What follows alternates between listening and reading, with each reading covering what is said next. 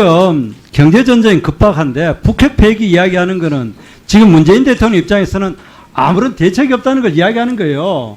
그걸 지적하고 또 더 문제는 얼마 전 민주연구원에서 한일 무역 갈등이 총선에 도움된다 했는데 연장선상에서 어제 문재인 대통령 발언은 한일 갈등이 커지는 것이 결국 남북경제협력 명분으로 삼으려고 하는 게 아니냐라는 시중에 어업이 있다는 걸 제가 지적하는 겁니다. 전혀 사실이 아닙니다. 자, 그다음 김상조 실장님.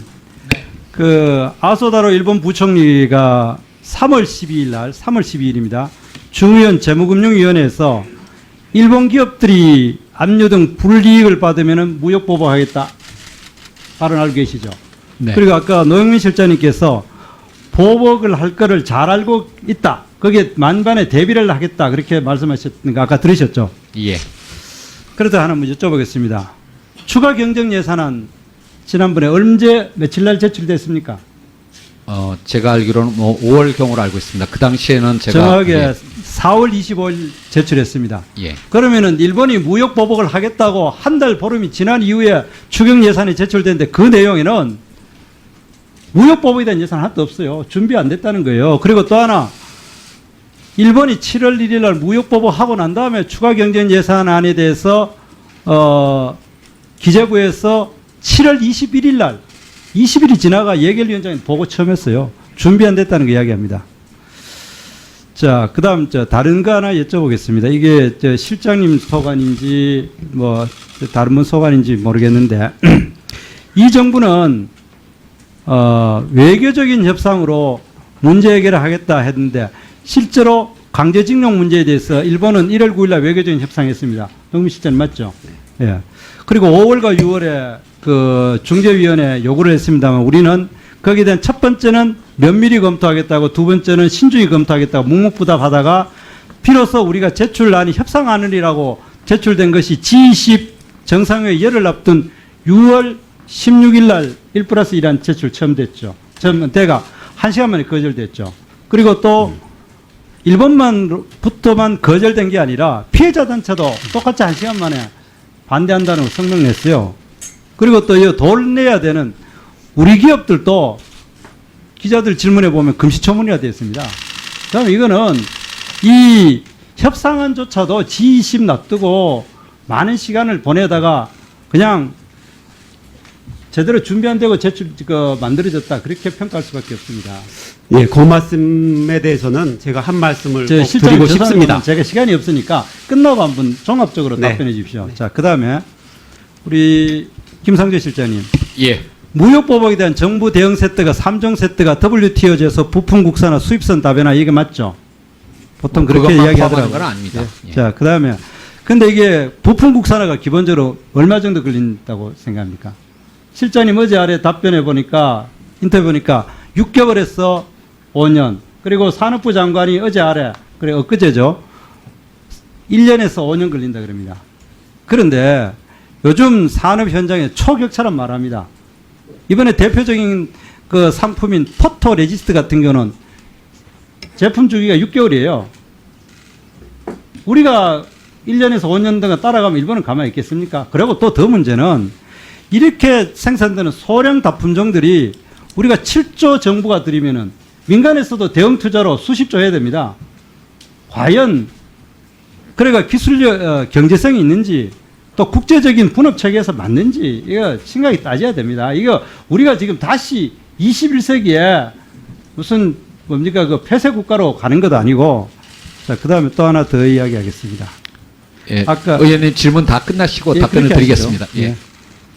그다음에 이제 반도체 생산이 얼마 부족하면 GDP 얼마 있다 한 데서 아까 뭐 지금 언론 난 거는 상당히 과장됐다고 아까 실장님 이야기하셨는데 근데 리스트 한번 보십시오. 저기 잘 안 보이겠지만 반도체만 해도 그 언론에 보도 나온 거를 했어요. 제가 만든 것도 아니고 30%가 만약 감산되면 우리나라 GDP가 2.2% 우리나라 경제성장이 당장 마이너스 되는데 반도체 외에 석유와 기계, 철강이 총액 7개 품목 합하면 반도체만큼 수출 액수가 됩니다. 그것도 이 부품 의존도가 일본 대일 의존도가 뭐 결코 반도체 못지않아요. 이거 제대로 대응되는지 그냥 오로지 반도체 대응만 열심히 하고 있는 것 같다는 느낌이 든다는 걸 제가 하나 지적하고 자, 그 다음 한번 보여주십시오. 이와 같은 무역 보복에 의해 일본 경제신문들이 쭉 그 보복 리스트를 제출한 걸 제가 뽑았는 게 1번부터 8번입니다. 몇 가지만 지적하겠습니다. 일본에도 공정위가 있는데 현대중공업과 대우조선 인수합병하는 거 부결하는 대책돼 있습니까? 자, 여쭤보겠습니다. 그 다음, 일본에 취업한 우리 젊은들이 6만 2천 명, 적다면 적은데 취업비자 제한하겠다 했습니다. 대책이 있습니까? 자, 그 다음에 아까 금융, 일본은 일본 금융이 우리나라 들어왔는 게 1.6%밖에 되지 않기 때문에 큰 문제 없지만은 대응하겠다 했는데, 그러나 전 세계적으로 보면은 일본이 외국에 하는 익스포저가 16%입니다. 16%. 전 세계 1위입니다. 세계 IB, 10대 IB에 일본계 자금이 20% 넘습니다. 그들이 우리나라 금융계 흔들면은 마음껏 흔들립니다. 그렇게 안이하게 한 달 전에 금융위원장이 우리는 아무런 관계없다. 1.6%밖에 되지 않기 때문에 그렇게 이야기할 수 있는지 정말 정부 대응이 너무 안이하다 이런 생각이 들고, 제가 이야기하는 거는 전쟁은 이기고 전쟁하라 했는데 아무 전쟁도 없이 이 의욕만 앞서가지고 전쟁이 시작되고 막 말폭탄만 내지 말고 좀 제대로 준비하라는 거를 시중에 열을 있다는 걸 전하는 겁니다. 예. 그 정태욱 의원님 주신 말씀 감사드리고요. 저희 정부 차원에서도 세심한 사안들에 대해서 다 검토하고 반영하도록 하겠습니다. 다만 드리고 싶은 말씀은 뭐냐면, 일본이 무역 보복 조치를 취했을 때 그 세계 품목이나 화이트리스트에서 제외한다는 그 자체보다도 그걸 통해서 한국의 시장의 불확실성이 높아지고 기업들의 심리가 위축되는 것에 따른 종합적인 어떤 피해가 사실은 더 우려가 되고요.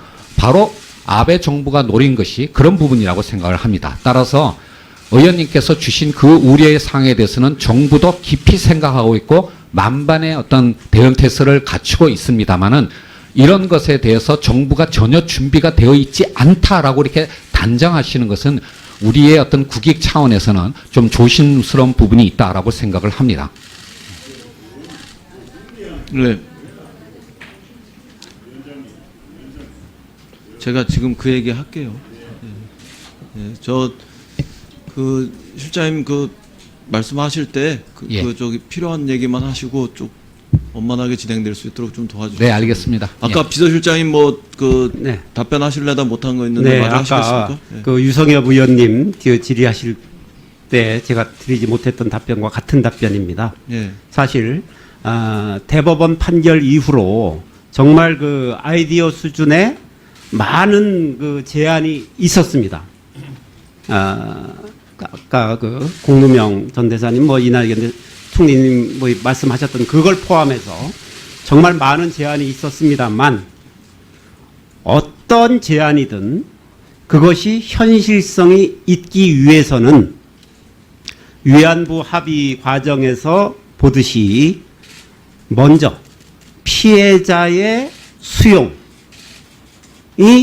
전제되지 않으면 이것이 성공할 수 없다고 저희는 판단했습니다.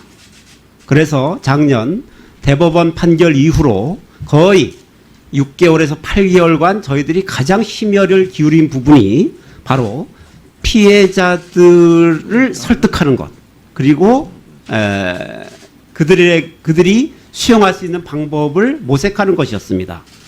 그래서 저희 나름대로는 최선의 방법을 도출해냈고, 물론 그 이후에 그 피해자 일부라든지 일본 우리 기업들이 그거에 대해서 모르겠다 했지만, 그것은 세상이 꼭 겉으로 드러난 것만이 다가 사실은 아니다라는 말씀을 드리고요. 예. 그리고 이것을 또 실현시키기 위해서 일본과 정말 전방위적인 외교적 노력을 했고, 우리는 우리의 안은 이렇지만 우리의 안만 꼭 고집하는 것은 아니다.